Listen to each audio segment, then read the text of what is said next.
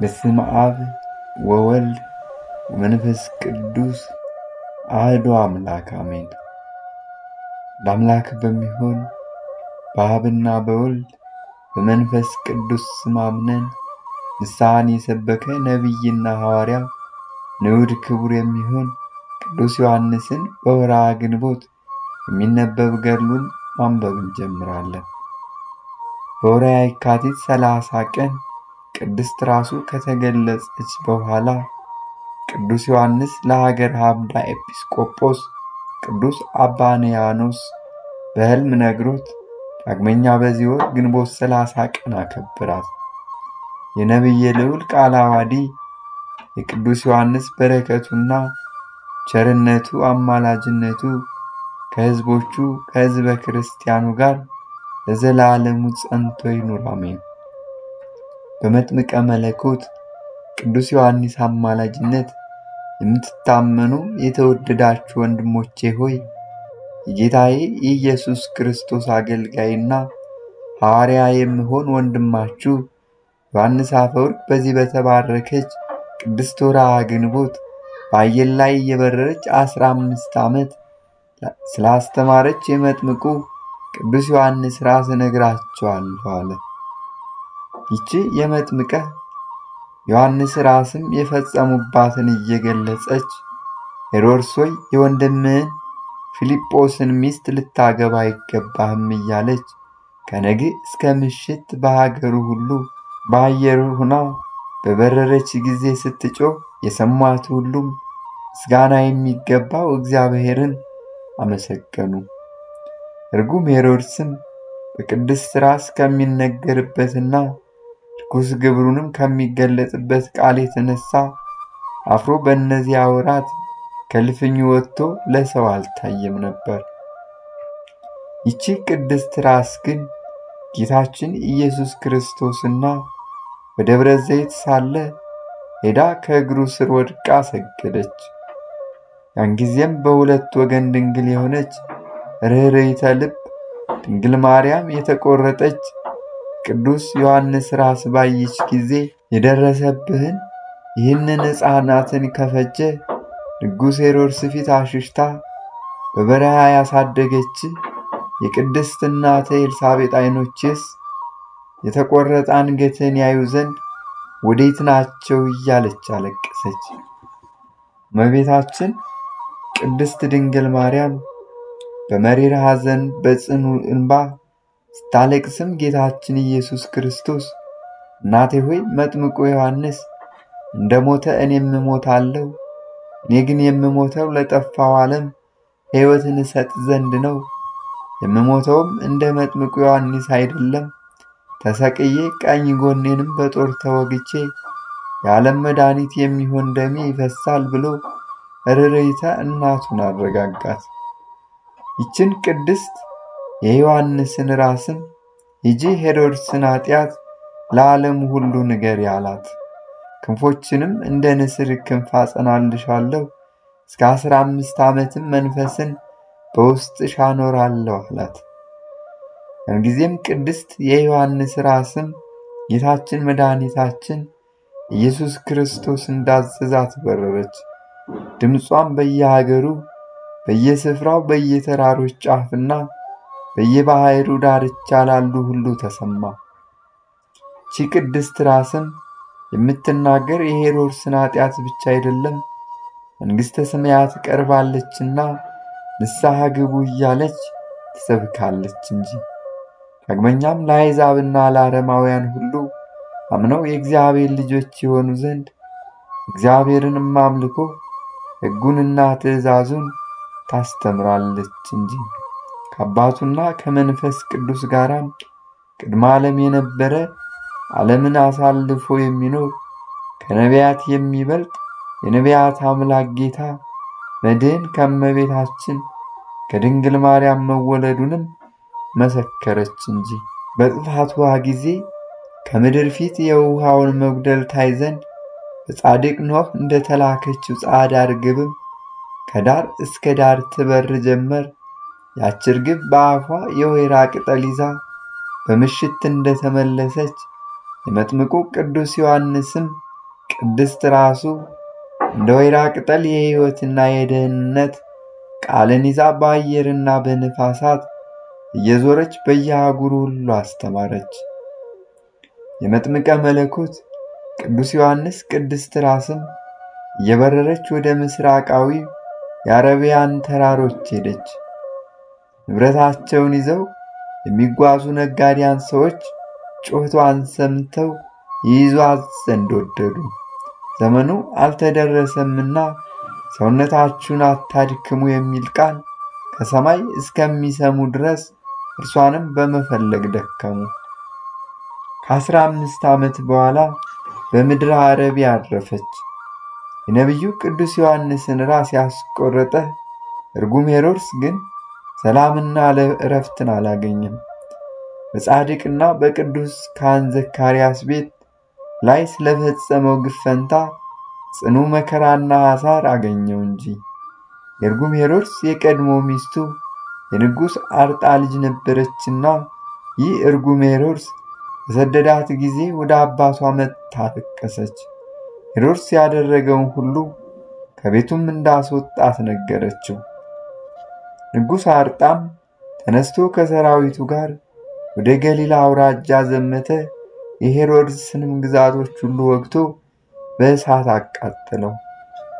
ንጉሥ ጢባሪዮስ ቄሳርም ይህንን ነገር በሰማ ጊዜ ሄሮድስ ስለሰደዳት ልጁ ብሎ ንጉሥ አርጣም ይህንን ነገር እንዳደረገ ባረዱት ጊዜ ተቆጥቶ ተነሳ።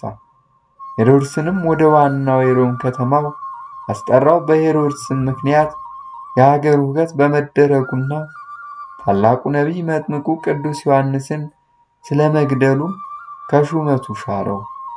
እንደ ልኩ ወደሚባል አገር አጋዘው። በዚያን እርጉም ሄሮድስ ክፉ አሟሟትን ሞተ። ጢባሪዮስ ቄሳርም የሄሮድስን ቤተ መንግሥት አስፈረሰ፣ ጥሪቱንም ሁሉ ወረሰው። የሄሮድስም ነገር ለተመለከተ ሁሉ ተረት ሆነ። ያለ ስም ያለ ምልክትም ቀርቷልና ነጋዴዎች ግን ሲወጡ ሲወርዱ በዚያ ያድሩ ነበር። በዚያን ዘመን በገንዘብ ድሆች በሃይማኖት ግን የበለጸጉ ሁለት ወንድማማቾች ነበሩ። እነዚህም የሚሰግዱ ዘንድ ወደ ኢየሩሳሌም ሄደው ሳለ ከብዙ ዓመታት በኋላ ሲመለስ በመሸባቸው ጊዜ በዚያ ስፍራ አደሩ። ዳግመኛም ሌሎች ነጋዴያን በዚያ ስፍራ ያድሩ ዘንድ መጡ። በእግዚአብሔር ፍቃድ እነዚህ እግዚአብሔርን የሚፈሩ 4 ሰዎች ተገናኙ። አብረው በዚያ ስፍራ አደሩ። በሌሊትም መጥምቅ ቅዱስ ዮሐንስ ተገልጾ ስለ ቅድስት ራሱ ነገራቸው። እነዚህ የታመኑ ሰዎችም ባደሩበት በዚያ ስፍራ ቅዱስ ዮሐንስ ራስ ያረፈችበትን ይህንን ስፍራ ለመጥምቀ መለኮት ቅዱስ ዮሐንስ ደቀ መዛሙርት ነገራቸው። ደቀ መዛሙርቱም ከወህኒ ቤቱ አንስተው በነቢዩ ኤልሳዕ መቃብር አስቀድመው ከቀበሩት አካሉ ጋር አገናኝተው ቅድስት ራሱን በታላቅ ክብር ቀበሯት። ዳግመኛም ከብዙ ዘመን በኋላ የመጥምቁ ቅዱስ ዮሐንስ ሥጋ በቅዱሳን ደቀ መዛሙርቱ ያረፈበት የነቢዩ ኤልሳዕ መቃብር ባለበት ሀገር በኢየሩሳሌም አባ ቄርሎስ ኤጲስቆጶስነት አምዳ በተባለ ሀገርም አባ አንያኖስ በተሾሙ ጊዜ አባ አንያኖስ ለመጥምቀ መለኮት ቅዱስ ዮሐንስን ቅድስት ራስ ከመላ አካሉ ጋር ግንቦት 30 ቀን ዳግመኛ አውጥቶና አክብሮ ወደ ቀደመ ስፍራ መለሳት። ይህ የሆነውም በወርሃ የካቲት 30 ቀን አስተርእዮተ ርእሱ ከሆነ ደቀ መዛሙርቱ ከብዙ ዘመን በፊት በወርሃ ሚያዝያ 15 ቀን ሥጋውንና ራሱን አገናኝተው ካሳረፉ በኋላ ነው። ለዘላለም የሚኖር የቅዱሳን ጻድቃን መታሰቢያ ላከበረና ለወደደ ለልዑል እግዚአብሔር ምስጋና ይገባል። እኛንም በወዳጆቹ በጻድቃን አማላጅነት ይቅር ይበለን። የመጥምቀ መለኮት ቅዱስ ዮሐንስ ቅድስት በረከቱ ከወዳጆቹ ሕዝበ ክርስቲያኖቹ ጋር ለዘላለሙ ጸንታ ትኑር አሜን። እንደ አምላክ በሚሆን በአብ በወልድ በመንፈስ ቅዱስ ስም ግንቦት 30 በዚች ቀን ለአባቶች ሊቃነ ጳጳሳት 68ኛ የሆነ የእስክንድርያ ሊቀ ጳጳስ ቅዱስ አባት አባ ሚካኤል አረፈ። ይህ አባት የቤተ ክርስቲያንን መጻሕፍት ስለተማረ አዋቂ ነበር። በልቡም አጠናቸው፣ በቃሉም አጠናቸው። ከዚህም በኋላ ንጽሕት ሰውነቱ ከአምላክ በተገኘ የምንኩስና መንገድ በመጋደል ክብር ይግባውና የክርስቶስ ጭፍራ ልትሆን ወደደች። ወደ አስቄጥስ ገዳም ሂዶ በውስጡ ብዙ ዓመታት ኖረ። ቅስናም ተሾመ። ከዚህም በኋላ በግብፅ አገር ወዳለ ወደ ሰንጋር ወጣ። እዚያም በዋሻ ውስጥ ራሱን እስረኛ አድርጎ 40 ዓመት ኖረ። ከዚያም የሚበዛ ኖረ። በዚያም ዋሻ ውስጥ ታላቅ ተጋድሎ ተጋደለ። የትሩፋቱ የጽድቁና የእውቀቱ ወሬ በተሰማ ጊዜ በእስክንድርያ አገር ሊቀ ጵጵስና የሾሙት ዘንድ ኤጲስቆጶሳት ተስማሙ።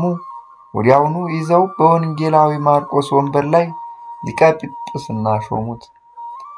በተሾመ ጊዜ በጎ አካሄድን ሄደ። የዚህን ዓለም ጥሪት ሁሉ ንቆ ከሚገባው ከሚያመጡለት ገጸ በረከት 1 ዲናር ወይም ለአንድ ጥሪት አድርጎ አላኖረም። ከእርሱ በጥቂት እየተመገበ የቀረውን ለድሃና ለጦም አዳሪ ይሰጣል እንጂ። ለአብያተ ክርስቲያናትም ለንዋያተ ቅድሳትናትና ለቅዱሳት መጻሕፍት መግዣ ያደርገዋል። መልካም አገልግሎቱንም በፈጸመ ጊዜ ክብር ይግባውና ጌታችን ከዚህ ዓለም ድካም ሊያሳርፈው የሕይወትንም አክሊል በመንግሥተ ሰማያት ሊሰጠው ወዶ የአንዲት ቀንና የአንዲት ሌሊት ሕመም በላዩ አመጣ። ከልቶ አልተናገረም። በሚሞትበትም ጊዜ ክብር ይግባውና ጌታችንን አመሰገነው። ፊቱንም በመስቀል ምልክት አማተበ። ነፍሱን ክብር ይግባውና በእግዚአብሔር እጅ ሰጠ። መላ ዕድሜውም 90 ዓመት ከ8 ወር ሆነው። እግዚአብሔር ምስጋና ይሁን። እኛንም በዚህ አባት ጸሎት ይማረን፣ በረከቱም ከኛ ጋር ትኑር ለዘላለሙም አሜን። በዚህች ዕለት ከ72ቱ አርድእት አንዱ ሐዋርያ ቆሮስ አረፈ። ይህ ቅዱስ ጌታችን የሚያስተምርበት ወራት 3 ዓመት አገልግሎታል። ከእርገቱ በኋላም ሐዋርያትን አገልግሏቸዋል። ከእነሱ ጋር መንፈስ ቅዱስን ተቀበለ። ከዚህ በኋላ ከሐዋርያ ጳውሎስ ጋር በመሆን መልእክቶቹንም ወደ ብዙ አገሮች ተሸክሞ በመውሰድ አገለገለው። ከአይሁድና ከአሕዛብም ብዙዎቹን አስተምሮ የክርስትና ጥምቀትን አጠመቃቸው። ከዚህ በኋላ በምስራቅ ወዳሉ አገሮች ሄደ። ከምኵራቦቹም ብዙ መከራ ደርሶበት አረፈ። እግዚአብሔር ምስጋና ይሁን፣ በረከቱም ከእኛ ጋር ትኑር ለዘላለሙም አሜን። በዚህችም ዕለት ተጋዳይ የሆነች ፍትወተ ሥጋን ድል ያደረገች በበጎ ሥራዋም እግዚአብሔርን ደስ ያሰኘች ቅድስት አርዋ አረፈች። በረከቷም ከእኛ ጋር ይኑር ለዘላለሙም አሜን። በዚህችም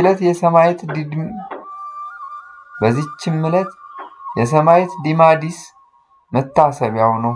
በረከቱም ከእኛ ጋር ትኑር ለዘላለሙም አሜን። እግዚአብሔር ምስጋና ይሁን። እኛንም ለመንግሥተ ሰማያት የተዘጋጀን ያድርገን ዘላለሙም አሜን። ስብሐት ለእግዚአብሔር ወለወላዲቱ ድንግል ወለመስቀሉ ክብር። ይቆየን አሜን።